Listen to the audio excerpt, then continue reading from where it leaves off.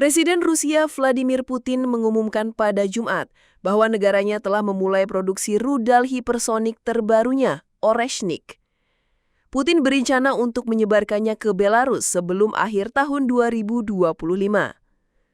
Pernyataan ini disampaikan saat pertemuan dengan Presiden Belarus Alexander Lukashenko di Pulau Valam dekat St. Petersburg yang sekaligus menjadi simbol eratnya aliansi militer kedua negara. Oreshnik yang dalam bahasa Rusia berarti pohon kemiri adalah rudal balistik jarak menengah generasi baru yang dikembangkan oleh Rusia.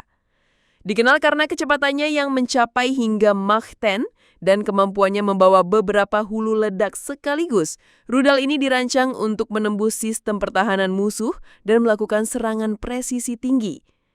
Oreshnik pertama kali digunakan pada November tahun lalu dalam serangan terhadap pabrik rudal di Dnipro, Ukraina, sebuah fasilitas warisan era Soviet. Putin menyatakan bahwa militer Rusia telah memilih lokasi penempatan sistem Oreshnik di wilayah Belarus dan tengah melakukan pekerjaan persiapan. Ia menambahkan bahwa seri pertama rudal Oreshnik telah diproduksi dan resmi masuk dalam dinas militer Rusia. Dalam pernyataannya, Putin menekankan bahwa Oreshnik memiliki kekuatan destruktif tinggi, bahkan dalam konfigurasi non-nuklir. Kemampuan beberapa hulu ledaknya yang menukik ke sasaran dengan kecepatan luar biasa membuatnya tidak dapat dicegat. Dalam skenario tertentu, dampak satu serangan konvensional bisa menyerupai efek serangan nuklir. Ancaman tersirat juga dilontarkan kepada Barat, terutama negara-negara anggota NATO yang mendukung Ukraina. Putin memperingatkan bahwa Rusia bisa saja mempertimbangkan penggunaan Oreshnik terhadap negara-negara yang mengizinkan Kiev menggunakan rudal jarak jauh untuk menyerang wilayah Rusia.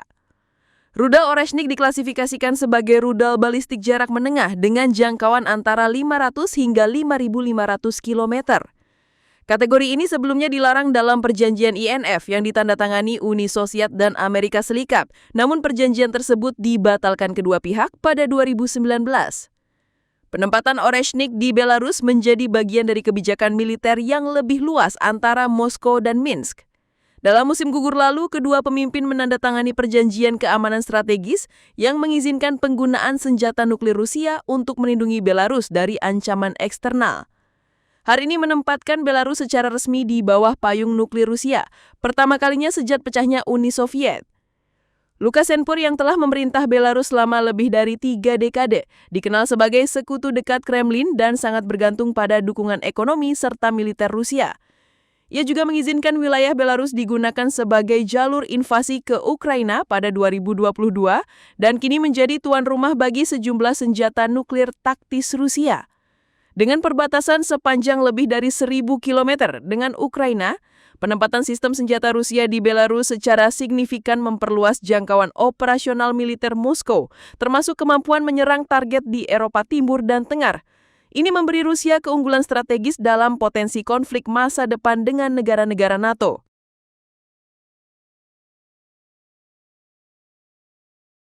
Download Tribun X sekarang, menghadirkan lokal menjadi Indonesia.